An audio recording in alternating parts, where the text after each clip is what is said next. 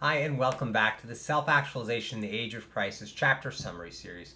I'm your host, Ron Rivers, and today we're going to be discussing Chapter 2, Modern Shamanism, Small Rituals.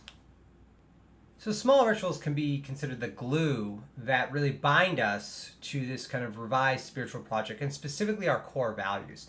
They connect us, as in the practitioners of self-actualization in the age of crisis, over time and space, in that we share these efforts, we share these practices, regardless of our geographic region, our location, or our independent journey within the practice. Ultimately, they empower us to reshape ourselves in our own image, in alignment with the single truth in the relational universe. We essentially develop our powers and become more godlike in the process, able to better express our divinity in the moment under our own volition.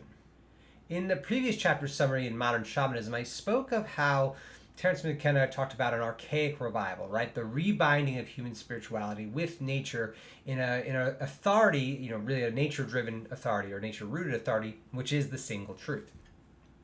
And in many ways, that is our journey and our struggle, because we presently, right, we've inherited these systems of meaning and value that really draw from rigid spiritual hierarchies that leverage spiritual hierarchy to reinforce mortal hierarchy.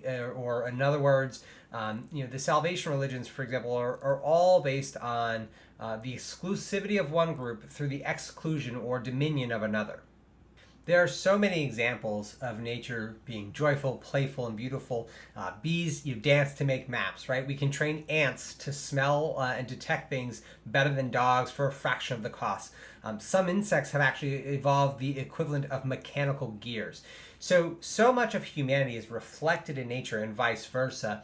And now we're just kind of coming to awareness of this, which is super relevant given the crisis on the horizon.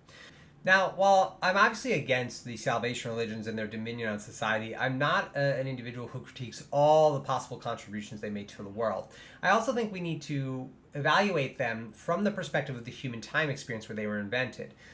Let's say on average they're about 2,000 years old, give or take 500 years. Judaism's quite a bit older, but still same kind of core tenets, where this idea of heaven, this idea of nature as something to be dominated, which is very specific in these texts, is really to address the needs of the moment. So what do I mean by that? Well, there's kind of twofold, right? The first is that our survival depended on killing other things, right? And that I think humanity was uniquely kind of evolved to contemplate and kind of chew on that, both through our eyes, our visualization. We had cows, pigs, right? We had sheep, and we knew these things were loving mothers and parents. We knew the babies played. We knew that these animals had emotions, or at least we assumed they did at the time.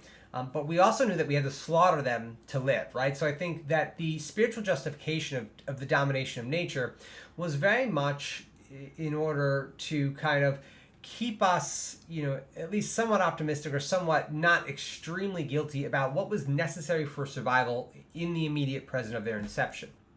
The second component was to kind of stave off nihilism, right? So the idea is the human time experience was fairly rudimentary and probably brutal by comparison to our immediate present today. So it probably was very easy for a lot of people to just be like, well, why am I doing this? What's the point, right? I'm in and out day and day, and I'm only ever struggling to survive. So the idea of heaven, right, and paradise after death, which we reject wholeheartedly, right, in favor of divinity in the moment, in embracing life. But back then, the human condition may have needed that to kind of stave off a kind of collective nihilism that just came with the essentially infinite struggles of existing in the early, let's say 3,000 years ago, 2,000 years ago. So ultimately, heaven is a meme. We created this meme, we proliferated. The problem is we forgot it's a meme. We forgot that it's an artifact of our own making, and instead given it a naturalness that it doesn't deserve. In the book, I talk about 4 specific small ritual categories. I'm not going to go over all of them in depth right now, but there's meditation, there is 5 breaths, visualization, and then customizing transcendence. Ultimately, our practice of small rituals is how we become more in our own image, right? It's the expression of godliness by crafting ourselves and the direction of our focus and energy towards a vision of our own creation.